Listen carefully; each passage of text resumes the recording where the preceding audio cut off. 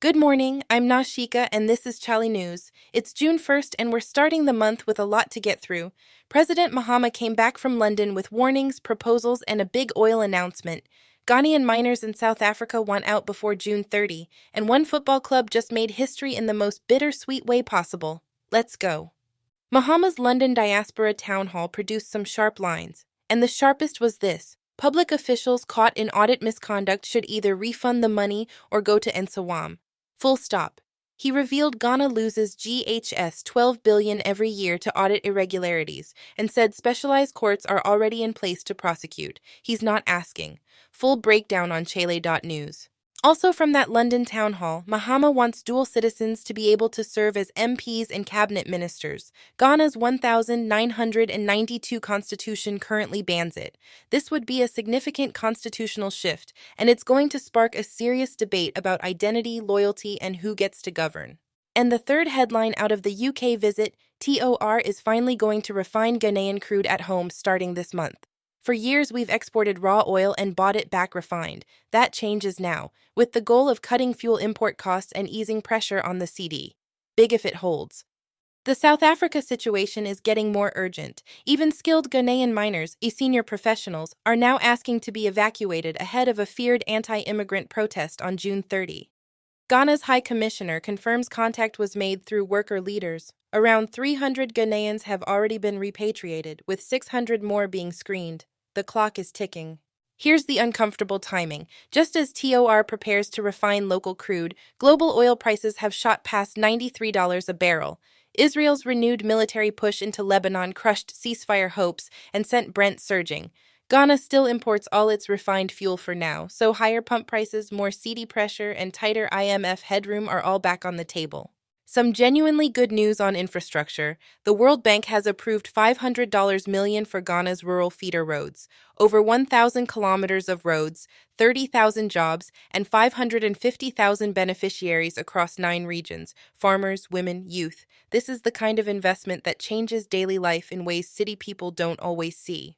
And here's something worth pausing on. Ghana's consumer goods market grew 15% in value and 6% in volume in Q1 2026.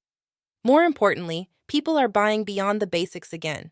Discretionary food, personal care. After years of survival mode spending, that's a real signal. Not everything is rosy on the money side. Ghana missed its latest treasury bill target by nearly GHS 940 million, a 16% shortfall, as investor appetite cooled and the 364-day bill yield climbed to 10.45%. Government borrowing is getting more expensive. Worth watching. The African Games forensic audit keeps moving. GBC has told auditors it agreed to broadcast the 2024 Games at the last minute, on a ministry request, bypassing normal planning, justified as national interest. That phrase is doing a lot of work.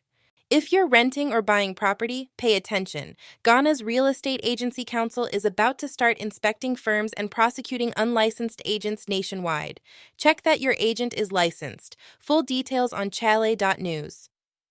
Now football, and this one is something else. Nations FC won their first ever MTN FA Cup yesterday, beating Dreams FC 5-4 on penalties after a 1-1 draw. On the very same day they were relegated from the Premier League. Champions and relegated on the same afternoon. Football chale. FIFA has closed the fake injury loophole ahead of the 2026 World Cup. No more players drifting to the bench for coaching tips while the keeper writhes on the pitch. VAR will also flag attacking fouls before set pieces. Black Stars fans, note the new rules. The Black Queens begin their WAFCON 2026 camping program today, with 4 new faces in the squad, 3 picked from domestic screening, including goalkeeper Osman Huzema, plus Portugal-based Luisa Anemoa after a strong club season. Preparations are on. Major medical news: a drug called daraxonrasib has nearly doubled survival time for advanced pancreatic cancer patients in a global trial, 13 months versus just 6.6 on standard chemo, with fewer severe side effects. Pancreatic cancer is often caught late in Ghana. This matters. Finally, Nigeria's stock market has surged 5-fold under Tinubu, but the same reforms triggered the worst cost of living crisis in a generation. As he marks 3 years in office, the parallel to Ghana's own adjustment program is hard to ignore. The full analysis is on chale.news. It's worth the read. That's your June 1st morning briefing. Lots moving today. Head to chale.news for the full stories, and we'll keep you updated as the day develops. Stay sharp.